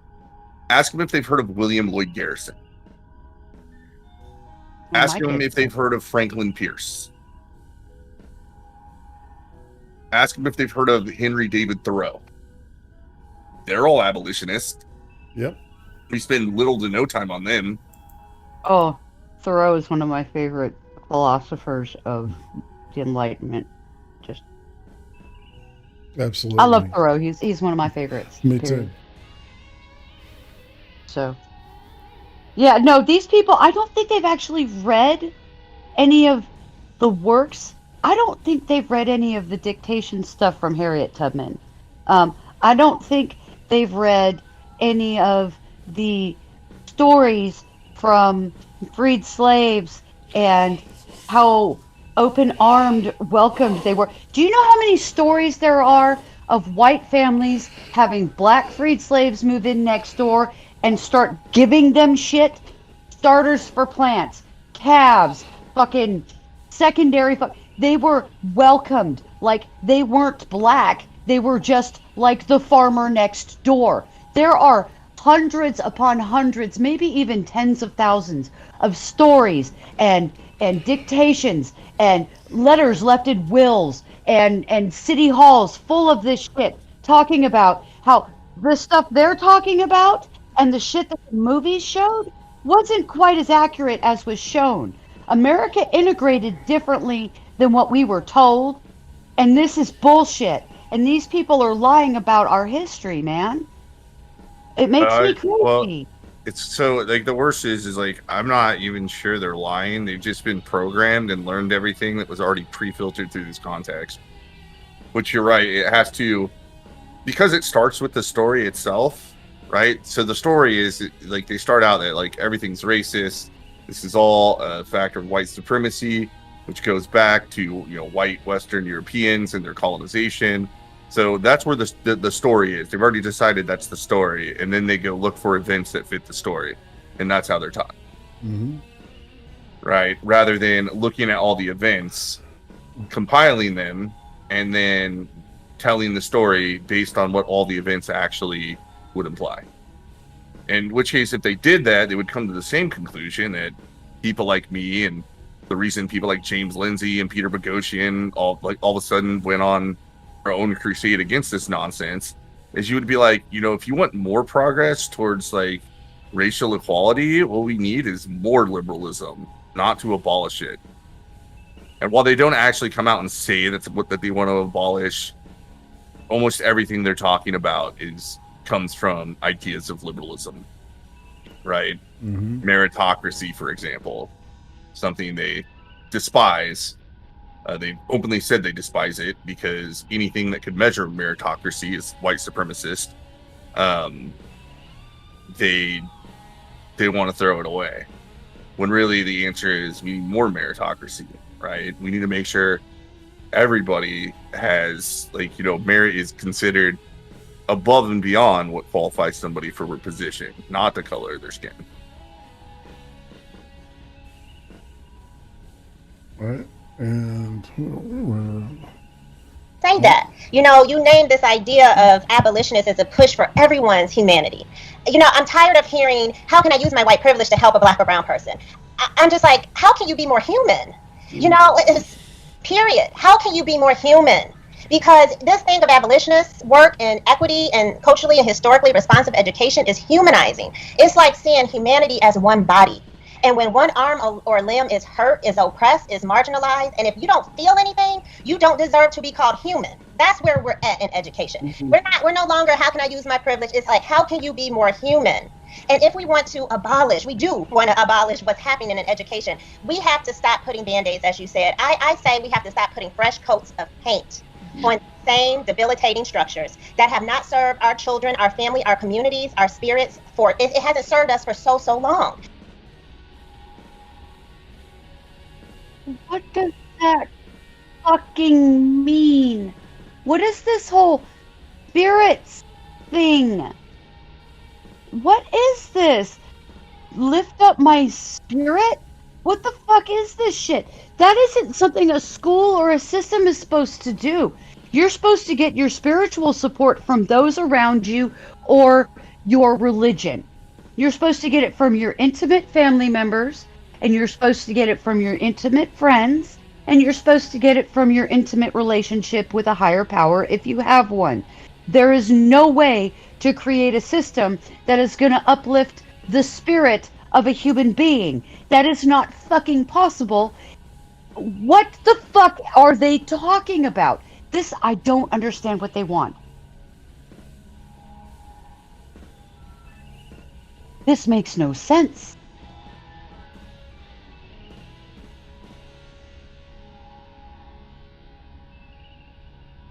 Yeah. Sure. We'll let them talk for a little bit, but I'm not sure they're gonna have anything new to say. They've really just said the same shit over and over again, getting more and more ridiculous as they elaborate on their position. And more and more irrational and more nebulous. But we'll put a fresh coat of paint on something and call it response to intervention, race to the top, no child left behind, differentiation. And it's the same foolishness underneath. It's the same structures and scaffolds that were janky and never intended to abolish, never intended to help Black children. But we put fresh coats of paint, right? So it's fresh, it's shiny. And then publishing companies start to make programs around it. And then our schools in our district, they put millions of dollars toward these. If we're going to abolish, we have to abolish the state learning standards. They are limited. If we're going to abolish, we have to abolish the teacher evaluation. We have to abolish the curriculum that we spend money on. You know, I do a lot of work in New York, and sometimes I just turn the book over in the curriculum that the district In a lot of places, they've already done exactly what she said. They've gutted all the standards. Yeah, Oregon. We have none now. It hasn't helped. It's No, made most things parents worse. Yeah, people are leaving. They're leaving the state with their kids. They're moving. All white women. Who wrote the curriculum? Who wrote the state standards? Who didn't write them, right? Who are the faces on the frameworks you mandate across K-12 education? Whose faces behind the authorship of the teacher evaluation and of these state tests? See, the problem is we have been operating in teaching skills alone. And so when I studied abolitionists and readers, writers, and thinkers, I'm like, man, they had more advanced standards for learning than we have in 2020. They weren't just about cultivating their skills. They were about cultivating their identity development, their intellectualism, and their criticality, so that they knew how to navigate the world toward anti-oppression. In schools, we're just doing one of those four things, which is skills. And so if we're going to talk about abolishing, let's start with what we set as the purpose for schools in the first place. And for those people who don't feel that limb of Black lives, of anyone who's been marginalized, they need to leave the profession, period. Go, be happy doing something else, because you are just contributing to hurt and harm for our babies. You must indoctrinate them with our ideology, or else you're not doing your job. Exactly. And I just want you to say a little bit more about that, because you're also somebody who's looking at those 19th century Black educators and activists and using their work as models, not just for Black children, but really for all children. That actually all children need to look at what Black people were doing with their literary practices in the 19th century. Can you say a little bit more about that? Yeah, so I found that 19th century educators, readers, activists, writers, they taught us how to read the world, how to be, how to see, how to act. These were models for humanity. Sister Harriet was just one that we can learn from. But in my work, I studied Black literary societies, which were some of like the first book clubs for reading and writing and cultivating their knowledge and things like that. But they didn't just come together to read and write for the sake of joy, right? Like we think of book clubs today. As Bettina just reminded us, they came together to strategize. As they were experiencing joy in literature and learning, they were plotting, they were strategizing, they were planning to improve the social conditions for Black folks, but for all of humanity. And so they had 4 learning goals. These are like their 4 goals for every time they got. How do we know this? All right. Maybe they just wanted to fucking make money writing. Okay. What is she talking about? This is okay. Yeah, you're breaking your brain. No. Where does all this isn't what the abolitionists wrote about? And when abolitionists were teaching abolitionism in schools, they weren't doing it on moral grounds. They were using economics. So, I mean, some of them were doing it on moral there grounds. Was a strong very few. Teaching abolitionism in schools was frowned upon in most of the country. Like, yeah. Where was this happening? Like, if you did that, you were going to be ostracized and chased out of town in a lot of places. Dude, I was like, it was mostly taught in Sundays, or not Sunday school, but like the church, churches. The churches. It was all like, oh. A lot of it was done in secret until, you know, the movement got momentum. Yeah, patina. That's an interesting word, isn't it? Right, think, speak, debate. They were cultivating 4 different areas. Identity. They were asking themselves, how can my reading, learning, and understanding help me to understand who I am, who I'm not, who I want it to be, right? They wanted to understand their collective Black identities, their original identities of Africa, right? And then they wanted to also learn about people who were different than them. The second goal is skills. They wanted to cultivate math skills, language arts, and history and science. The third was intellectualism. They wanted to become smarter about something. They didn't get together to learn how to decode words or cite textual evidence. They wanted to learn about new people, places, things, and concepts. And the fourth goal is criticality. They wanted to advance their understanding of power, equity, anti-racism, and other anti-oppressions. See, they didn't want to be passive consumers of knowledge or passive producers of knowledge. They wanted to question and name oppression and wrong.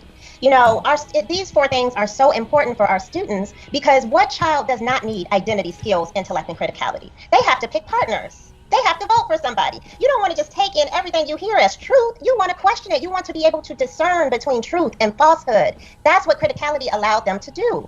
Now, when you teach these four goals together today, you're teaching genius. You're teaching the whole child. You're teaching in the lens of Black excellence. That's why I said Black excellence is the way forward. This is a model that places like Chicago, who has 89%, and New York, 85% Black and brown kids. How do you not have a Black and brown model?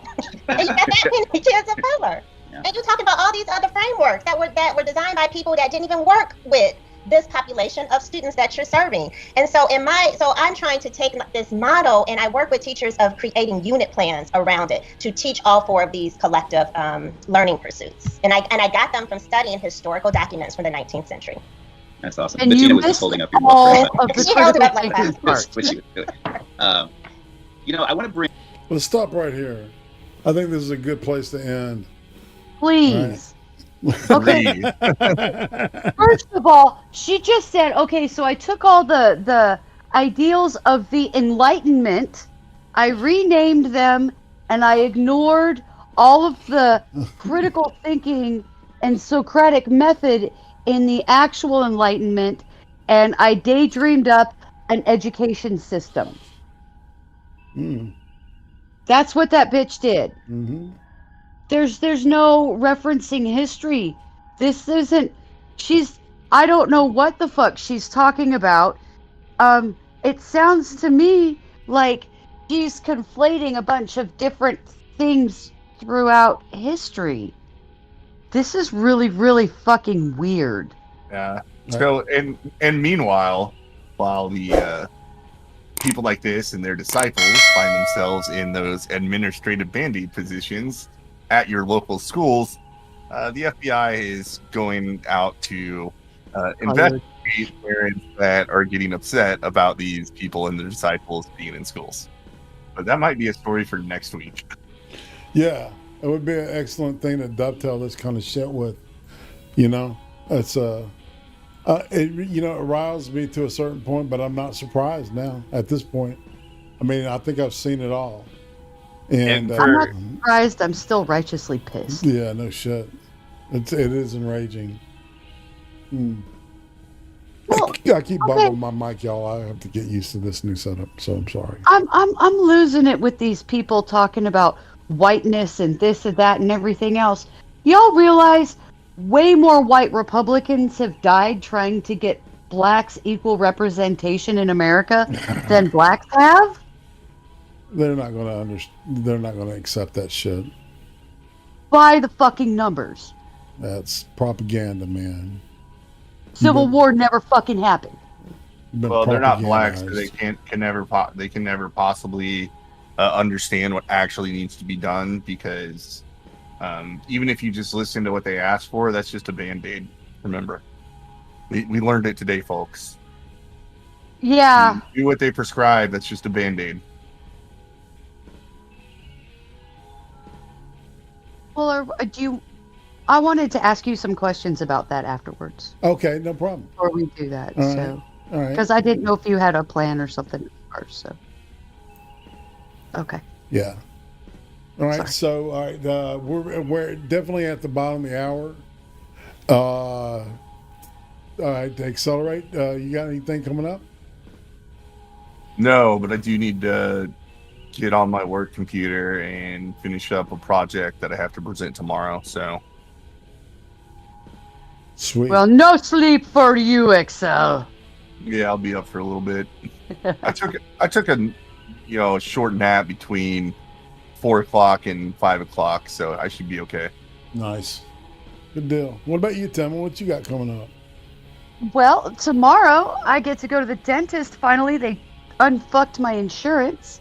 So I will be getting my front tooth fixed here eventually, hopefully in the next couple weeks. Nice. And then keep an eye out for my channel. I'm house hunting too, so I'm not home a lot right now, and it's mainly because Portland really sucks, and I gotta drive like 30 to 40 minutes just to look at actual houses. So it takes me a while to get to where they are.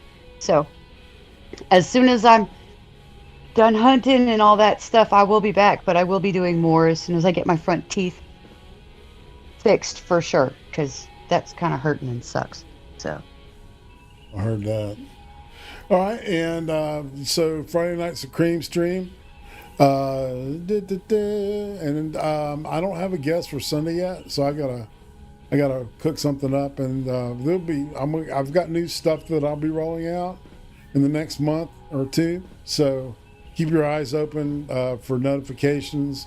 Hit the bell, share the shit, do all that stuff, because you know what, man, I want to keep doing this, and I want you to grow with me. All right, so. And without any further ado, I'm ready to say goodbye. I don't know about y'all. yeah. Bye. Fuck. Later on.